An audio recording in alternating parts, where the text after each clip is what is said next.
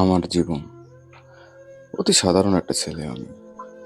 আর আমার সময়গুলো খুব ভয়ঙ্কর কষ্টদায়ক।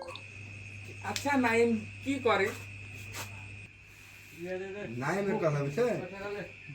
নাইম লাফাঙ্গার বেটা একটা তো পিছিয়ে বাপের ভান্ডারে খাই ফুটবলের বেটা ঘুরে বেড়াই। ঠিক ঠিক নেই ওর কথা বললো না আমার কাছে সে। আচ্ছা, কোনো ছেলে কি চায় এ ধরনের কথাগুলো শুনতে? কোনো ছেলে চায় যে বাবার ঘাড়ে বসে খেতে? সবাই তো চায় কাজ করতে এবং পরিবারকে সুখে রাখতে। আমিও চেয়েছিলাম, কিন্তু কেন জানি পারিনি। আচ্ছা, তোরা এত কিছু কর, তুই মরতে পারস না? হ্যাঁ, মরতে হস না তুই? কেন? রাজপুত্রকে একটা মাছ দাও, রাজপুত্র বলে কথা। হ্যাঁ, দাও দাও।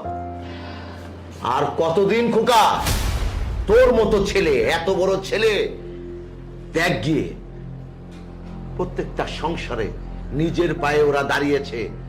ওরা নিজের পায়ে দাঁড়িয়ে কামাই করে বাবা মাকে খাওয়াচ্ছে, আর আপনি বাবার ঘাড়ে বসে ঘাড় মটকে খাচ্ছেন। খান খান খান। প্রতিটা জায়গায় শুধু অপমান আর অপদস্থ। আসলে এমনটা কি কখনো চেয়েছিলাম, বা কেউ কি চায়? আমি তো চাইনি এমন কিছু। তাহলে আমার সাথে কেন এমন হয়? আমি কেন অবহেলার পাত্র হয়ে যাই সবার কাছে? এটাই কি আমার জীবন? এটাই কি আমার নিয়তি?